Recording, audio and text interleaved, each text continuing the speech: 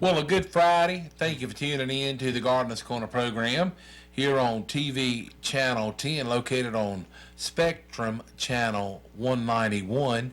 And by the way, Kilby, that makes $2 you owe me. Ooh.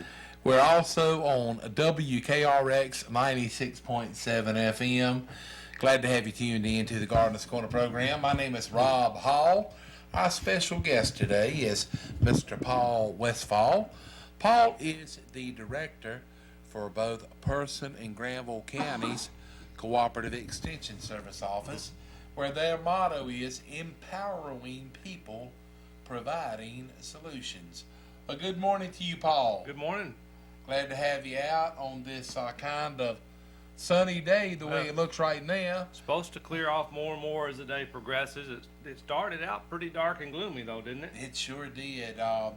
Paul and I were just talking about the rain yesterday afternoon and this morning, we had about 1.3 inches, and so I know that it's a lot of tobacco farmers and probably a lot of gardeners wasn't real excited about seeing any rain, but anyway, I'm sure sometimes late July and August we'll be wishing for rain. That's generally the way it goes. I think we also said we're getting our April showers now in early May. Yeah. I know, as you mentioned, tobacco growers don't really want to see any more rainfall right now because they're trying to get their plants in the ground. And those that have got them in the ground have had some problems with low areas, and tobacco plants just don't like wet feed. They don't survive too well after they're transplanted if it rains and gets real wet around that root zone. The good thing is right now I guess the root zone's fairly small, so hopefully it'll dry out a little bit and won't hurt too bad, but low areas of the fields, and that's true for corn. A lot of corn's been planted. If you look around, you see corn popping up. Low areas may have to be replanted. Unfortunately, that's why we always say a farmer never has to go anywhere to gamble. He gambles every day. That's on right. On his crops and on his livestock and on Mother Nature and what's going on there. So, because we were talking also. We try to take care of, do the best we can with what we can control, but we cannot control Mother Nature. That's we right. just have to deal with what she gives us on that and move forward. And right now we're having to deal with a little bit too much water in some places, and then of course there's probably still a few places that could use a little more rain. But then trying to get hay cut. Yeah, that's right. Trying to get hay cut right now is pretty risky. Of course, right now our grasses are at the highest quality they're going to be, because the heads are coming out, and once you get a seed head, the plant is mature, and the quality of the plant goes down the longer it goes before you're able to cut and rake and bale it. So, but it's also not real good if you cut your hay and then get rain on it, because all your soluble nutrients get washed out of it. So we've got some issues to deal with in the agricultural scene here. Yes, we do. I know several people that has managed to get a little bit of hay cut and get it in a bale, but it's just one of those things. It's as you said, it's a gamble. But we are live in the studio today. We had a really good time last week out at T.G. Brooks Company. We appreciate the hospitality that Bill and Roy and all of their fine staff provided us last week at T.G. Brooks Company. And they are one of our sponsors here on the Gardener's Corner program. We'll be sharing some information with you from T.G. Brooks Company. We'll also share some information with you from Sandling Golf Cars, and want to let you know that if you are in the market for a golf car during the month of May, Sandling Golf Cars has 0% interest for 48 months with approved credit, and the way it stands right now, that's for the only the month of May. We'll tell you more about that, and also we'll share some information with you from Owl Pride Foods, makers of Owl Pride Premium Pimento Cheese Spread and Dip. But again, we are live in the studio today. If you want to give us a call, we will do our best to get you an answer to the question, whatever you may be asking. We will try, but if for some reason we cannot, we can maybe direct you to the place that you can get the answer that will help you out. Paul, you had said that the topic of today's show was going to be a wide topic that can be found in just about anything. And the topic of the day is weeds. Weeds. Yeah. Everybody loves weeds. Rob, you know what a weed is? Ah, not so much of a desirable of a plant. Well, a weed is a plant that is out of place. A plant that is out of place. Right, because I'll give you an example of a plant some people love, a plant other people hate. You've heard of Johnson grass? Oh, yes. Our crop farmers hate Johnson grass. It grows fast, it grows big, and it's hard to get rid of out of a soybean field or other fields. But you put that in a hay or pasture situation, They love that's it. good stuff. It really is. It works really well. So a little perspective on that. Same with like Bermuda grass. If it's in your garden, you hate it. If it's in your pasture, in your lawn, you love it. Yeah. There's people talk about the Bermuda grass golf greens and all that. So there are places in the world for different plants to do things. But there's a few out there I'm just not sure about yet. But they're weeds no matter what. Yeah. But like Perella mint, I don't know. You don't want your horses grazing it or eating it. You don't want your cows or sheep or goats grazing or eating it. But yet it's a plant that's out there. It's very aromatic, but it does have some poisonous properties to it. So you don't want your livestock grazing that. And usually you don't see it in your crops too much. But And you say it's what now? Perella mint. I'm not familiar with that. Okay. Well, I'll show you sometime. Yeah. But usually grows in a corner of a field of a pasture or something, and the cows, and if there's plenty of other forages, they won't bother it. But if the grass is dried up and gone away, and that's the only thing out there green to eat, they will chew on it. Or if you get some young animals that don't know any better, they might consume it. But it does have some poisonous properties to it, so we don't like to see that in pastures too much. Like I said, it doesn't compete real well, so it usually picks a corner that's not so covered with grass or anything like that. Yeah. But weeds are popping up everywhere. Have you looked out across some hay fields and pastures, Oh, seen all yes. these little yellow flowers popping up? Well, I was having a conversation with someone about that just a couple of weeks ago, Mhm. and they was asking, "What is that flower?" And I said, "Well, from what I understand, that is the wild variety of a buttercup." That's a buttercup, yes, and very prolific. It's an annual plant. It's actually a winter annual. And Kim Woods, our livestock and forages agent here in the Person County Extension Center, and I were talking about that because somebody called in wanting to spray their buttercups, right now because they had a sea of yellow across their hay field there, and we're saying, well, yeah, we can give you a recommendation of a product that you can spray on the field that will kill it. But we feel right now to do it at this time of year, it might be wasting their money to do so because the buttercup is already flowered, it's already pollinated, the seeds are already there. So the seed crop for next year's buttercups is already out there. And if you spray now, you're not going to get rid of that. So they're going to be there next year. So what we were recommending to that person was to go ahead and they're reaching the end of their life cycle, the buttercups. When you see the yellow flowers, they're mature, they're going to go away, the grass is going to come up and take over. So they're done. They've done what they're going to do for the year. So if you spray them, if you treat them now with a herbicide, I like to call that a revenge treatment.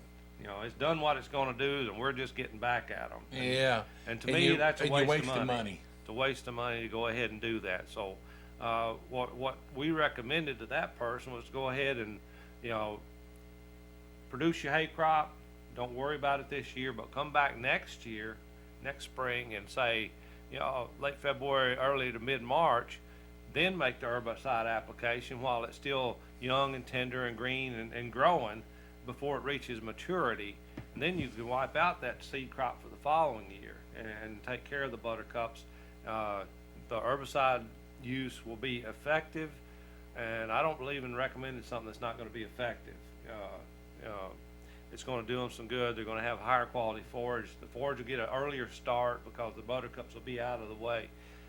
just better all around. And then you don't have those buttercups out there for cows to graze or horses to graze because they're not the best food in the world for them. Well, I've heard some people say that that the buttercups are, a little bit toxic to them, There's a slight toxicity. but they say that they typically don't eat them because they don't taste that good to them. Now, I don't know, but I have heard someone say that they believe that when the fertilizer truck comes in to spread the fertilizer, that they're the ones that spreading all of these yellow flowers, No. because it seems that right after you put your fertilizer on is when the buttercups appear. Mm-hmm. But anyway, as Paul said, the best way to treat them, and I was going to say earlier, when you're dealing with a weed, you're better off to try to control it and get rid of it at I'm going to call it the small immature stage, When they're young and tender. because when it reaches maturity, you're fighting a tougher battle. And, battling weeds is almost like having a fruit orchard. It's a never-ending battle. You're constantly having to monitor the situation. And one thing that everybody should be precautious of, and of course, it's a lot of chemicals out there that you can spray for weed killers, but they have a lot of residual Right. effects. And, of course, a lot of people with pesticide licenses, know about these chemicals and things, but it may be some license holders out there that may not necessarily know everything about that particular chemical that they're getting ready to spray to kill weeds. But, by all means, take a few extra minutes to read the label, Absolutely. and something else, where you're purchasing your chemicals from. Talk to the salespeople there. Just, ask a few questions, and if they know the answer, they'll gladly give it to you. If not, they won't. And then that's where you can also call on your local cooperative extension service agent, and because pesky weeds or something, and a lot of people, Paul, around the home, if they want to kill everything, they use Roundup, but in a lot of cases, Roundup doesn't take care of a lot of the weeds. There are some that Roundup will not affect. So, and there's a weed called Nimblewill that you can put all the Roundup on it you want. It's not going to do anything for it. So, but when you're trying to control weeds, the first thing to do is identify what you've got, and then do a little research and figure out what's the best way to manage it. Spraying an herbicide may not be the best way to take care of it. It might be the easiest way, it might be the most cost-effective way, but it might be the best way. And then if you keep spraying Roundup year after year after year after year, we have run into some weeds and identified some weeds that are now resistant to a Roundup application. So, over the years, over 40 years of use, they've come to tolerate it. So we deal with mare's tail in soybeans and other crops. We deal with Palmer amaranth, a real bad one that's got some Roundup resistance. So just be careful and identify and figure out what's the best means, and don't use the same thing year after year after year in trying to control these weeds, and figure out if there's a way you can learn to live with them. In some cases, for instance, in my lawn, I don't worry too much about weeds because I'm going to cut it anyway. Yeah. Some people want that perfect lawn that's green and growing to throw a lot of fertilizer on it, and that's all well and good if you really want to do that. I figure, to me, the perfect lawn is a lawn that's kind of green and I don't have to cut it too often. So I don't really want to put a lot of fertilizer on my lawn, but that's because I'm not one that wants to get out there every 3 days and cut the lawn. So. Well, I admire people that keep their lawn and landscape manicured to perfection. It takes a lot of work and it takes a lot of effort. But pretty much anything that you take serious, it's the same game. You know, whether you're a cattle farmer or a tobacco farmer or a grain farmer, or if you own an orchard, you know, you got to be diligent and persistent, you know, and you got to, you know, go out and do, you know, site surveys, you know, and look and assess the situation. So Always scout around and know what you're dealing with. You know, That's right. Figure out if you got Johnson grass or something else out there, or figure out if you got what kind of broadleaf weeds. Carolina horse nettles, one that we deal with in just about every pasture we see. You know, it's they used to call them sticker. I used to call them sticker weeds because they got little thorns all over them, Yeah. even on the underside of the mid vein of the leaves. You got those little green, about cherry-sized seed heads, seed balls on them. When you step on them barefooted, you know what I'm talking about for sure. But we deal with a lot of those. That's one that, believe it or not, you know, you don't want to see them in your pasture because, you know, cows aren't going to eat them or the sheep's not going to eat them.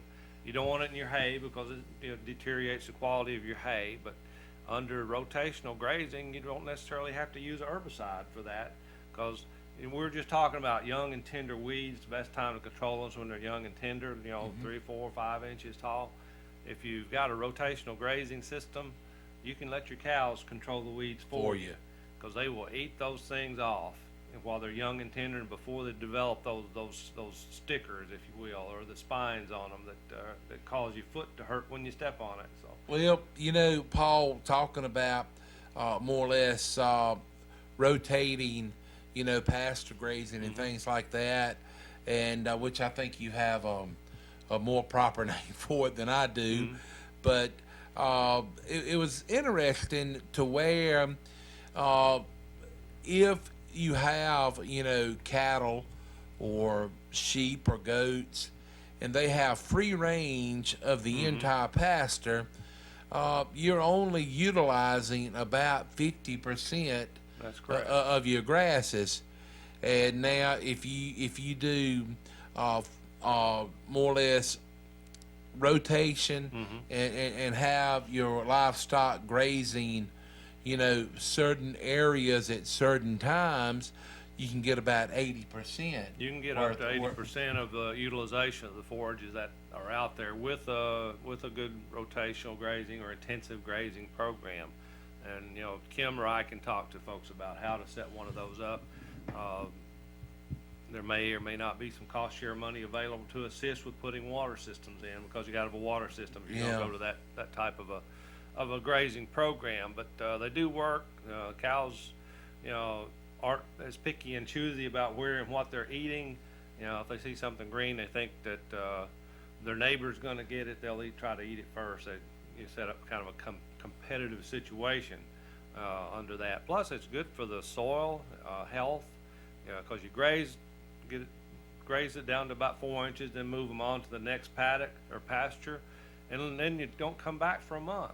Yeah. So it's got a lot of time to rest and recuperate, and the grass grows, gets, you know, nice and tall and lush and green again, and it's ready for the next go round when the livestock is turned back in there. And believe me, the cows love going to those fresh pastures under those systems. And if you're one that is fortunate enough to have that much pasture land, that's something you may want to consider, because everybody knows that the more grass that cattle graze means less hay that you have to provide for them. That's right. So that adds up, and you know, the grass is not necessarily free, but you know, when you're having to provide hay all the time, either you're purchasing your hay or you have put fertilizer on your grass fields, and then you got your time,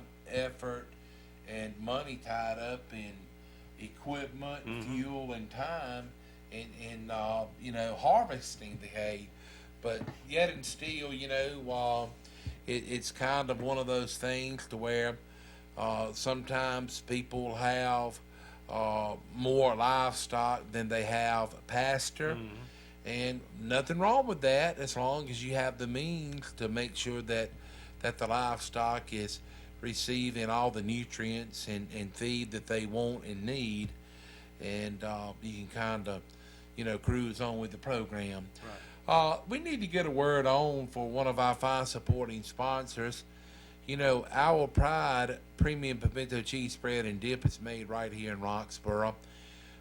If you're maybe over the spring and summer, been working out on the farm or in the yard, and you come in and you want a little something to eat, you can't go wrong with the Our Pride Pimento Cheese.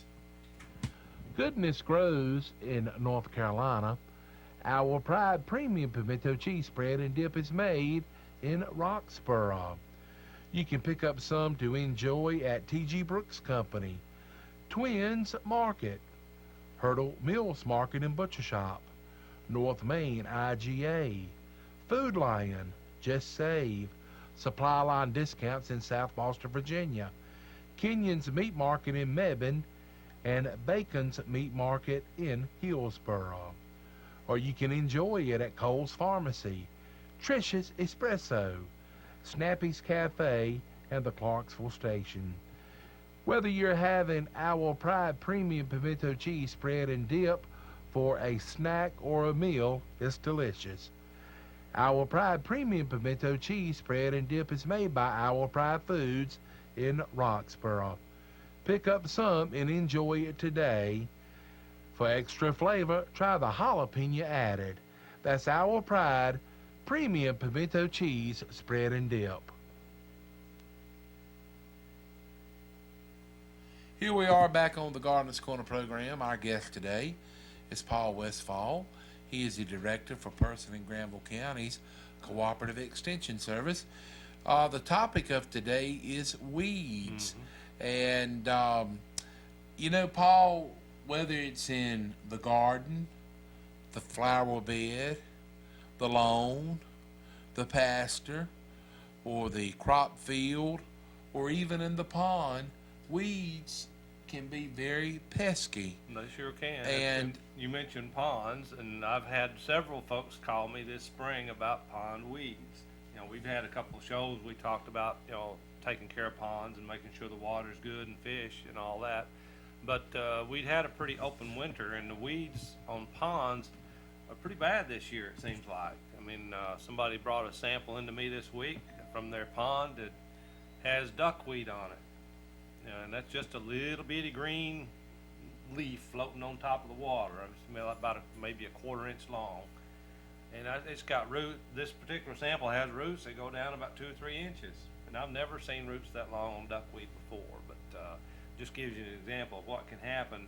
And this was a real small pond, and it was totally covered. But he said he didn't have any fish in it, and he doesn't use it for irrigation. So that makes it a little easier for us to make a recommendation on what to control it with, in a small situation. But pond weeds can be pretty bad, and I've been out to several ponds. In fact, it was raining a couple weeks ago. I had a couple of farm visits in the rain to go look at farm ponds, so that was kind of interesting to do that.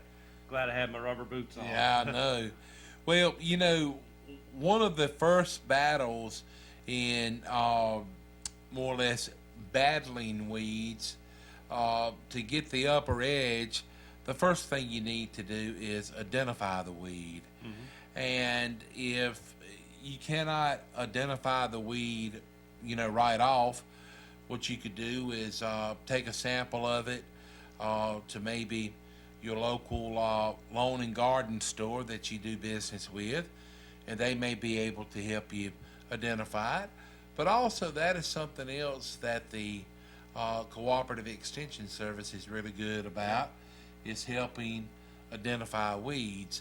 And once you identify it, you can, plan your attack. And, we was talking about Roundup, and, it's pretty interesting the way that Roundup, it is kind of became the name of a weed killer, and Roundup is actually a brand name. Right. That's like, it used to be when people would talk about copy machines, they would say, instead of, can you make me a copy of this, they would say, can you Xerox, me a copy of this? Make me a Xerox. That's right. Yeah. You would use, the brand name, but one thing that if and when you are purchasing weed killers, and Roundup is, and this is a word that I don't always pronounce right, and I don't know if I'll pronounce it correct, but is it glyphosate? Glyphosate. Glyphosate. Glyphosate. Okay. That's the active ingredient in Roundup, and when you come to us and we give a recommendation, and that happens to be what we're going to recommend to you, that's what we'll recommend is the active ingredient, glyphosate, because there's a lot of companies. You're right, Rob. There's a lot of companies that make a formulation of glyphosate, and it may not be. It may be something other than trade name other than Roundup. Right. So that's what we're going to probably recommend. So look for this active ingredient when you go to the store, and talk to the folks down at the farm store or TG Brooks or wherever you're going to get your herbicide. And one other thing, it's different percentage ratings of that chemical, and it is pretty much a salt-based chemical, isn't it, Paul?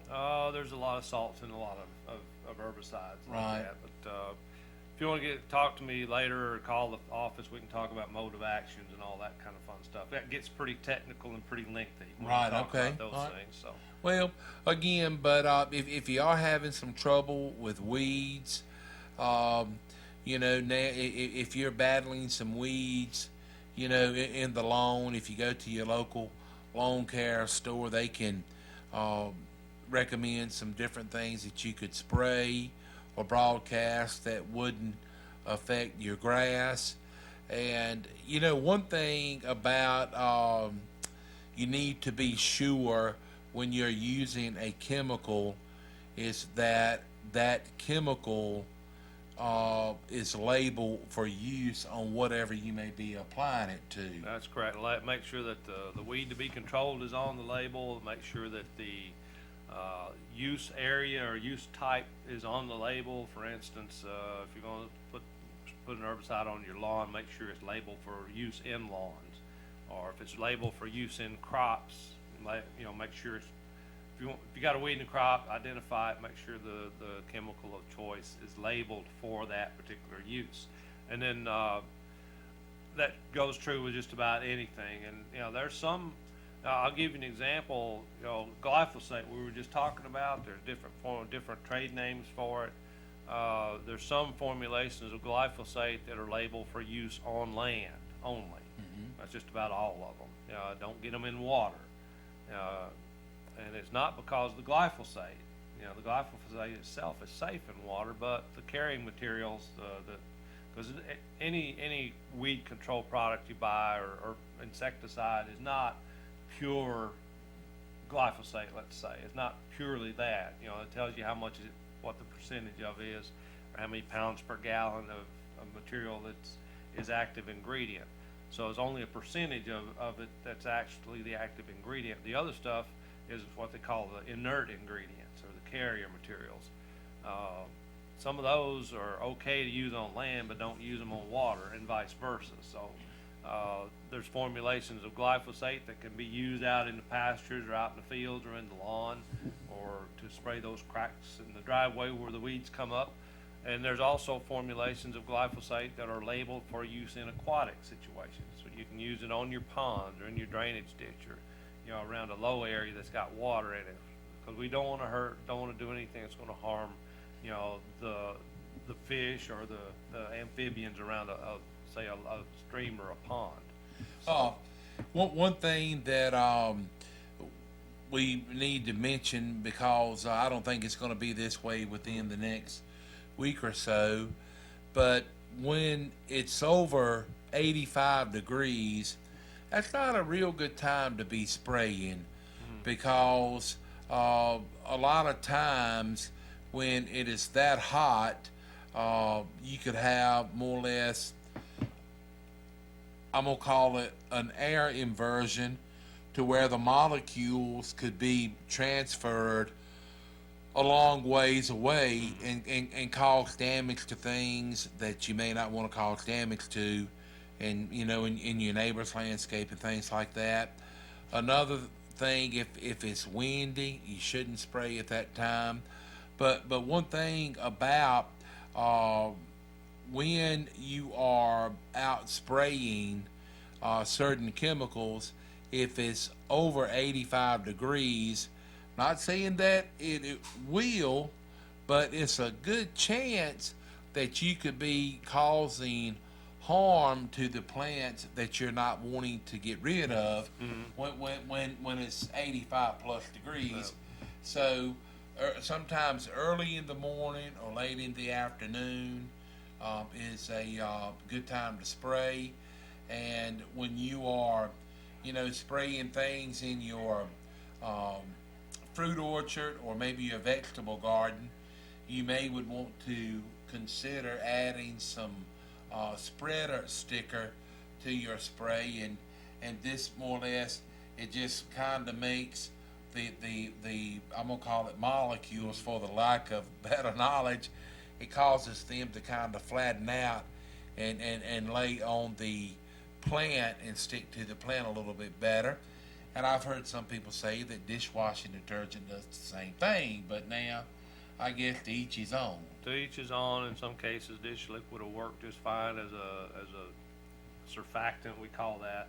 But a lot of herbicides like that will say, okay, add 1% of a non-ionic surfactant to the spray mix.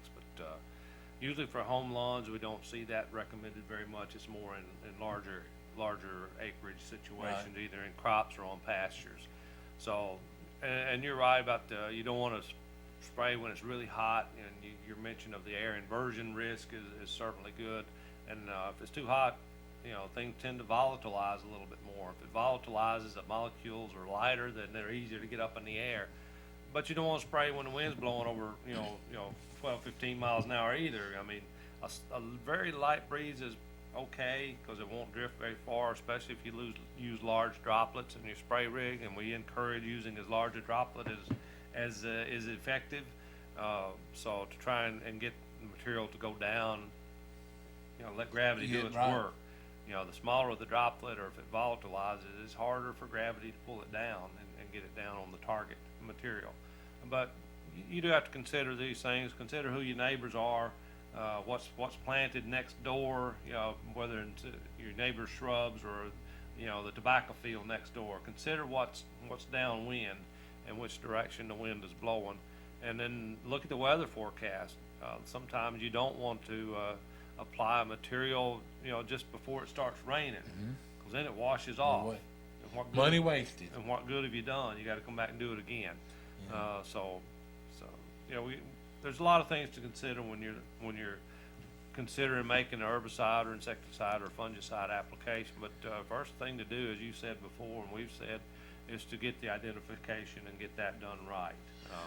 And we've sent several samples down to the plant disease and insect clinic down at NC State to get a positive identification. We think we know what it is, but we're not 100% sure.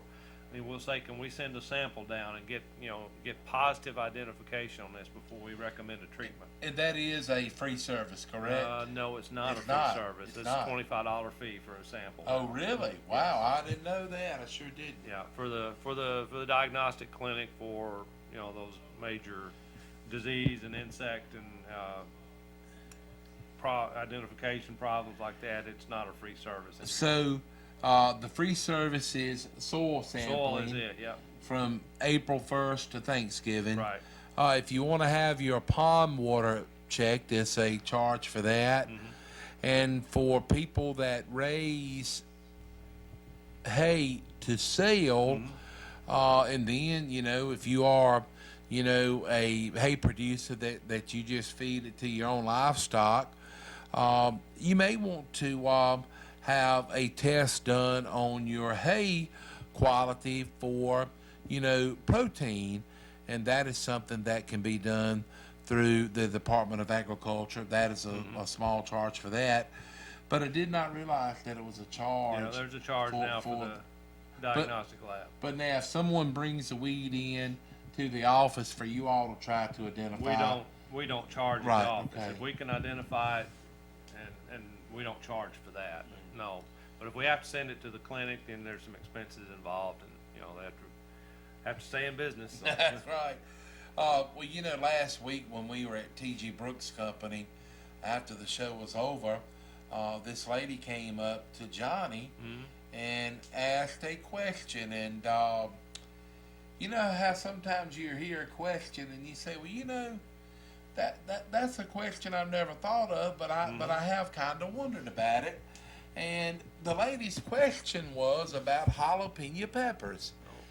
And she was saying that, you know, some years her jalapeno peppers in her garden are sometimes not hot. And she said then sometimes they are really hot. And she was asking Johnny, could he explain why it was that way? And Johnny said, you know, so that's a good question. He said, maybe I should do an experiment on jalapeno peppers. Well, I was having a conversation with someone over the weekend, and we was talking about peppers, and I, you know, said to them, you know, that question that the lady had asked, and they was saying that if you want hot peppers, you have to treat them like the devil. And I said, well, I don't quite follow you. And they said, well, pretty much where for a pepper to become hot, the plant has to, in a sense, be angry. And they say, this person was saying that they related it to the fact that when all of the growing conditions are just absolutely perfect in everything, and you know, the pepper plant would be happy and the pepper would not be that hot.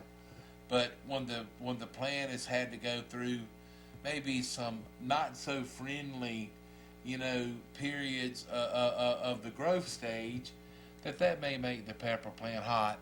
And I said, I don't know, I've never heard of it. But, you know, that would be a neat little experiment to do, Paul. I think I would like to take Johnny's approach and let's do some experimentation to find out. You know, Yeah. But I had not heard that before. But Well, I don't know. That's what I've heard. And, you know, the old analogy, never believe nothing you hear and only half of what you see. But there again, I'm not sure, but it is a lot of times. I love jalapeno peppers, but I got to admit, if it's very hot, I'm going to steer clear of it. You know, I like a little bit of the spiciness, but if it's where it's going to bring tears to your eyes and make you break out in a sweat, jalapeno Nah. would do that. we need to get a word on for T.G. Brooks Company. They're located 411 Helena Mariah Road in Timberlake. They are a small business, but they cover so many different areas. Whether you need a hand-cut ribeye, plumbing supplies, a few grocery items, T.G. Brooks pretty much has it. And right now, if you're wanting vegetable garden plants and bedding plants, you need to see them at T.G. Brooks Company. The month of May, and May beautiful weather here in Person County, and it's full-time lawn and garden season. Right now is the time to have fun and beautify. T.G. Brooks Company has all your tomato plants, all of the most popular varieties. They have cabbage, broccoli, pepper plants, cantaloupe, plenty of vegetable plants, okra, squash, cucumber. They have herbs like basil, chives, thyme, oregano, dill, cilantro, peppermint. They have lavender. They have your garden flowers, so many, all kinds, impatiens, vinca, begonias, petunias, and many, many more. Get your garden seed. They are fresh and ready for planting. Reseed your lawn with clean, fresh grass seed, and they have the fertilizer and lime. And if you need mulch, man, do they have it. Triple ground mulch, too. Do you need straw, pine needles? How about potting soil, planting soil, cow manure? They have spreaders and aerators for sale or for rent. T.G. Brooks Company serves the homeowner and the commercial landscaper, and they handle everybody with the same courteous service. They can arrange delivery, or you can pull in with your pickup truck, your trailer, and they'll load it up for you. They've got bagged products too, and they'll load it up for you in your car or your van. Remember, they have Bartlett Animal Feeds. It's exciting to see this time of the year in the growing season. Top off your day with a hand-cut ribeye steak from T.G. Brooks on 411 Helena Maria Road in Timberlake. Phone them at 364-2428. T.G. Brooks Company has proudly served the homeowner, the farmer, and those in construction way back since 1936. They welcome folks from all over Person County, Rougemont, Northern Durham, and of course, Southern Person County at T.G. Brooks Company. You head on down and see Bill and Roy and their friendly staff. You'll be glad you did. T.G. Brooks Company, in business since 1936.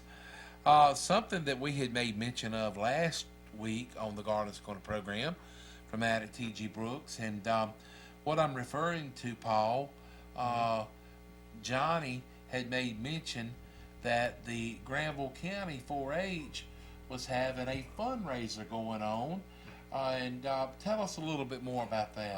Right now, the Granville County 4-H is selling blueberry plants as a fundraiser. If you call the office over there, they can give you more of the details about how much they cost and everything, but they're doing it as a fundraiser. They still got 20, 25 plants left, I believe. So if you're interested in planting a blueberry plant, or get 2 or 3 of them, because you need more than just one. That's right. We have those available. People love blueberries. I love blueberries. I'm sure you do too, Rob. Yeah. But they're so useful in so many different dishes and all. So if you're interested, give the office a call over there at 919-603-1350 and ask for Brittany to talk about the blueberry fundraiser for 4-H. And there's another fundraiser we need to make mention of, Rob, I think, and that's right here in Roxboro, Person High School. The Person High School FFA chapter is having their plant sale. It's going on through the month of May. They've got a whole bunch of transplants, most of your garden plants, tomatoes, peppers, cabbages, a whole bunch of different things that they'd be willing to put together a package for folks. If you call the office, we have a price sheet we can share with folks, or if you contact one of the FFA members or Mr. Jones there at the high school, they'll be happy to share that information. And the proceeds go to support the FFA chapter and all that they're doing, with their competitions they go to and the FFA rallies. And then, of course, I think, later in the year, some of them might be going up to the National FFA Convention, which is always a big deal. And our FFA members love going to that. Of course, 4-H and FFA are two of the best youth development organizations I know of, and certainly worthy of support like that. I agree, and I was just wanting to add, if you ever have the opportunity to support 4-H or FFA, please do so.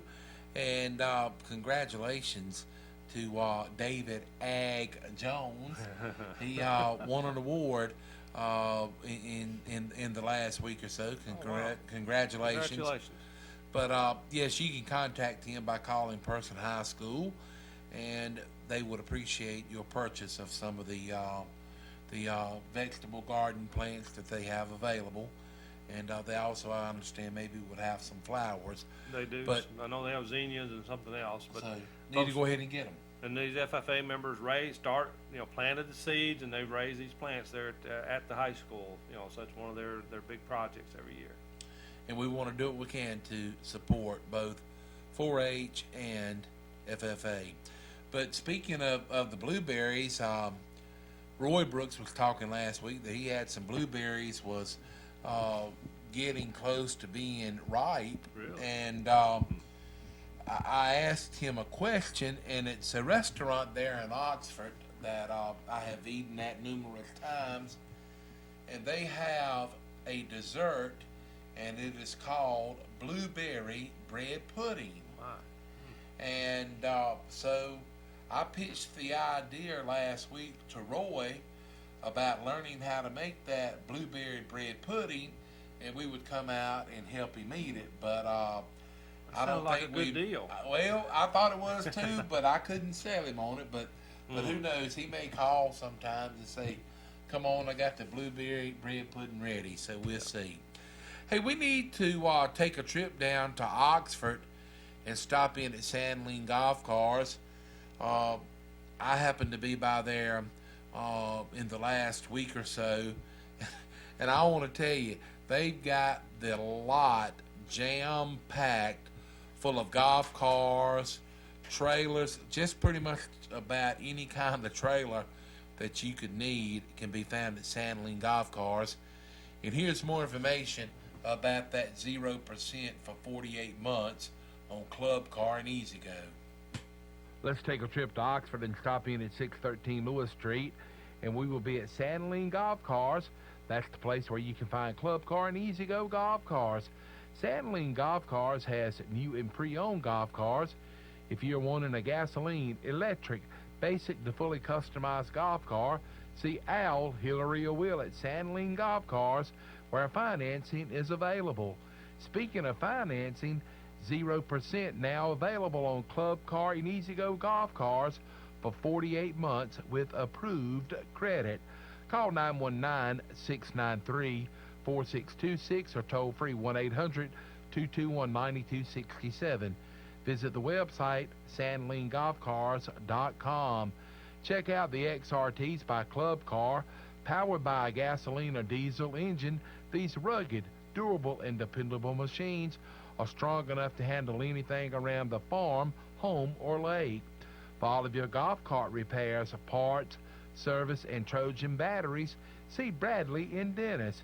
It's grilling season, and you would enjoy grilling out on a Wilmington grill from Sandling Golf Cars.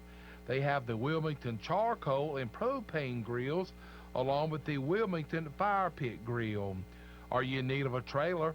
Sandling Golf Cars has master tow utility trailers and tow dollies, dump trailers and equipment trailers up to 32-foot long that can handle 20,000 pounds by load trail. You can also get Calico stock trailers, Pace enclosed trailers up to 24-foot at Sandling Golf Cars. So if you have something to haul, most likely you can find the trailer you need at Sandling Golf Cars. Call Sandling Golf Cars at 919-693-4626, toll free 1-800-221-9267. Sandling Golf Cars is located 613 Lewis Street in Oxford. They are open for business weekdays 8 until 5:30, Saturdays 9 until 1. Here we are back on the Gardeners Corner program. We appreciate all of our fine supporting sponsors, Sandling Golf Cars, T.G. Brooks Company, and Owl Pride Foods, makers of Owl Pride Premium Pimento Cheese Spread and Dip. Paul, we've got about 2 to 3 minutes left on the program today. Anything that you want to address that we hadn't maybe brought to the microphone today? Well, I know our topic of the day was weeds. We've emphasized making identification first, and then figure out, you don't necessarily have to get rid of every weed. Monoculture is not always the best thing. So if you can live with a weed in your yard or in your pasture, find a way to do so. If you can't live with it, let us help you assess the situation and determine the right course. If you need an herbicide application, we can recommend what's going to work, and still not be maybe not as expensive as going and buying the top of the line product. On the other hand, we don't want you to put something out that's not going to work either. So it's best to get the advice on it. Talk to us, talk to the professionals in the field, the folks that deal with the chemicals and things. And then just make sure you do a really good job. And do your homework, assess what's around, and make sure we don't add something that's going to be harmful, to anything other than what you want to get rid of. So just take a little bit of care. And like I said, I think the weeds look pretty nice when you cut them off in your lawn. They're not about the same height as everything else, and they're green too. That's so. right. Well, one thing that I was going to make mention of, a lot of people when they cut their cool season grasses, uh, they sometimes like to almost shave the lawn.